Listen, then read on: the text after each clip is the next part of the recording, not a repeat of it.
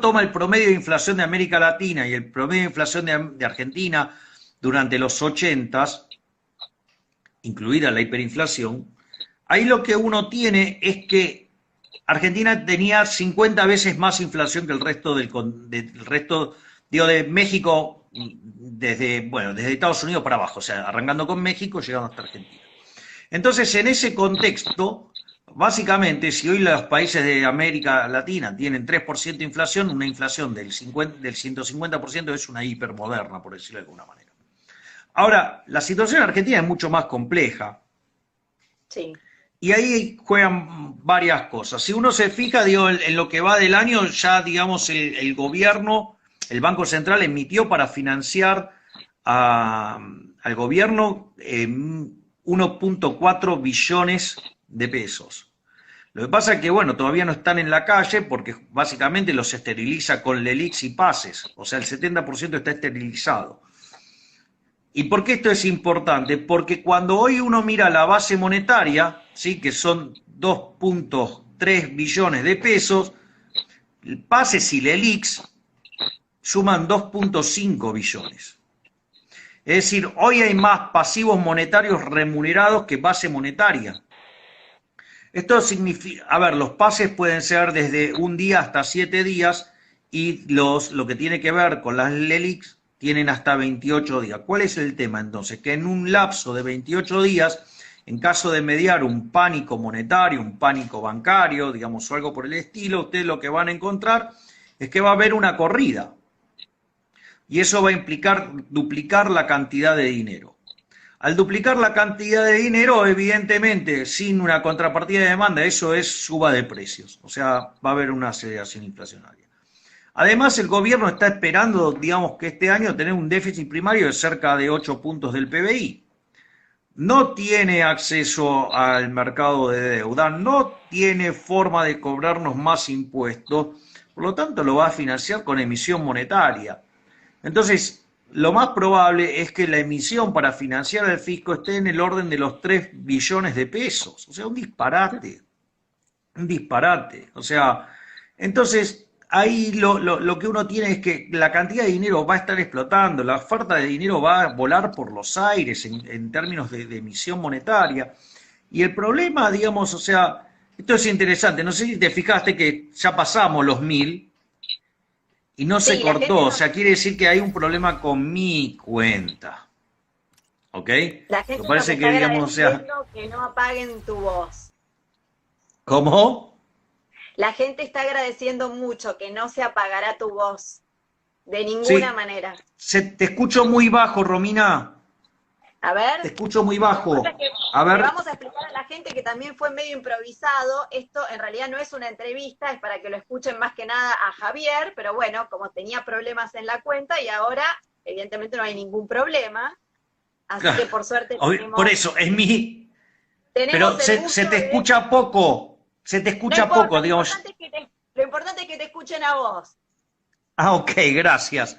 Vamos. Bueno, entonces el tema es, lo primero que hay que ver es que la tasa de inflación que hoy vemos, evidentemente, hay un montón de inflación reprimida y que si se sincera el tipo de cambio, cosa que va a haber que hacerla, porque si no el nivel de actividad se va a estancar, además en niveles paupérrimos, digo, y van a ser insostenibles socialmente, entonces, digamos, o sea, por un lado o por el otro va a estallar. Si además también hay que tener en cuenta que esas estimaciones que hace el gobierno en realidad son estimaciones que están vinculados con un primer semestre que tuvo un déficit fiscal de 14.000 millones de dólares, pero que en realidad ese déficit, la verdad es que no, digamos, hay que pensar que el primer semestre del año es el mejor semestre en lo fiscal de Argentina. Y además cuando el gobierno quiera empezar a sacar algunos beneficios que ya otorgó, de hecho ya tiene a los gobernadores quejándose que quieren que no los saquen. Por lo tanto, lo que uno ve en este contexto es que no está, digamos, la cosa para como linealizar hacia adelante. Pero tomemos igual el supuesto del gobierno, en algún momento va a tener que hacer entre 10 y 12 puntos de ajuste fiscal en términos de PBI, o sea, y no tiene la intención de hacerlo, y quiere financiar obra pública con emisión monetaria, y quiere financiar capital de trabajo para las empresas con emisión monetaria, y quiere financiar, digamos, el procrear con emisión monetaria, todo lo quiere hacer con emisión monetaria. Parece que es mágico. Si es así, ¿por qué, digamos, o sea, digamos, el mundo no le encontró esa vuelta? Y a veces dice, no, bueno, pero en Estados Unidos y en Europa emiten, sí, emiten contrademanda de dinero. A ver, el dinero, por ejemplo, en Estados Unidos, dado el diseño de la política monetaria, es endógeno. O sea, entonces, ¿qué pasó? Cuando todo el mundo, en un ataque de aversión al riesgo, corrió hacia el dólar, ¿sí? Comprando títulos públicos y demandando dólares, billetes. Entonces, ¿qué pasó? Al subir tanto el precio de los títulos públicos, hacerse cero la tasa de interés, la Reserva Federal bajó la tasa y licitó y se llevaron 600.000 millones de dólares en la primera. Y como quedó, digamos, demanda insatisfecha, al otro día tuvo que emitir 200 millones de dólares más. Pero lo que no entienden estos burros es que es emisión contra demanda de dinero. Es decir, a ver, burros, que solamente vieron la teoría la cuantitativa, digamos, o sea, la versión precámbrica que ni siquiera se discutía a inicios del siglo XX, porque esa es la realidad. Los teóricos cuantitativistas, una de las cosas de las que se ocupaban regularmente eran de los problemas en los cambios en la demanda de dinero, o sea, los cambios en la velocidad.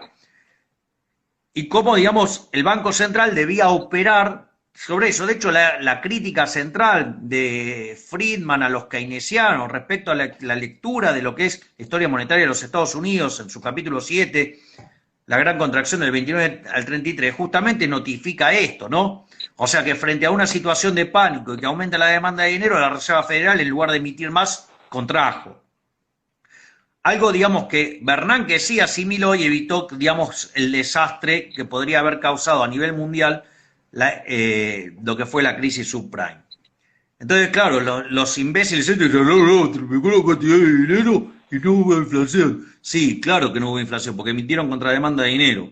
Digamos, algo esencial e importante. Después hay otra cuestión más que también vale la pena mencionar, y es que en Argentina no se demanda dinero. No se demanda, la gente desprecia el dinero y lo bien que hace, está muy bien, porque hay que recordar que el peso es la moneda que emite el político argentino y por ende no pueden valer ni excremento, porque esas mierdas, ¿sí? Digamos, es sobrecalificarlos como mierdas, porque son peor que la mierda, porque por lo menos la mierda sirve como, digamos, no sé, como biomasa, sirve como, digamos, abono. Bueno, estos no sirven ni para eso, ¿ok?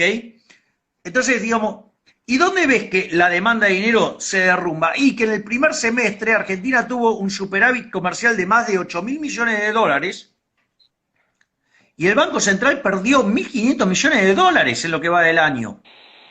Eso quiere decir que la gente no quiere peso y pasa eso aun cuando hay no solo cepo a la compra de dólares, sino que hay cepo a las importaciones. Hay cepo sobre las importaciones, no es que puedes importar lo que se te da la gana. Es decir, hay un burócrata, hijo de remil puta, que decide qué se importa y qué no. Determina en qué forma se paga y en qué forma no. O sea, una locura.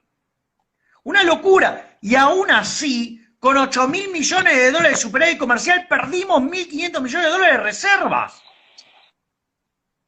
Es decir, entonces no hay demanda de dinero. Los privados el último mes se llevaron 800 palos. Sí. Comprando de a 200 dólares. O sea, 4 millones de tipos compraron 200 dólares. Entonces no hay demanda de dinero. Entonces hay una pelota de emisión monetaria y no hay demanda de dinero.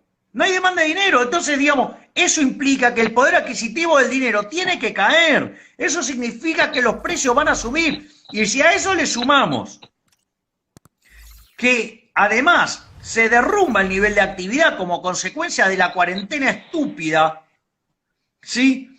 Impulsada por el sorete de Pedro Can, ¿sí? Bueno, digamos, y que Alberto Fernández lo toma casi de manera religiosa. Bueno, listo.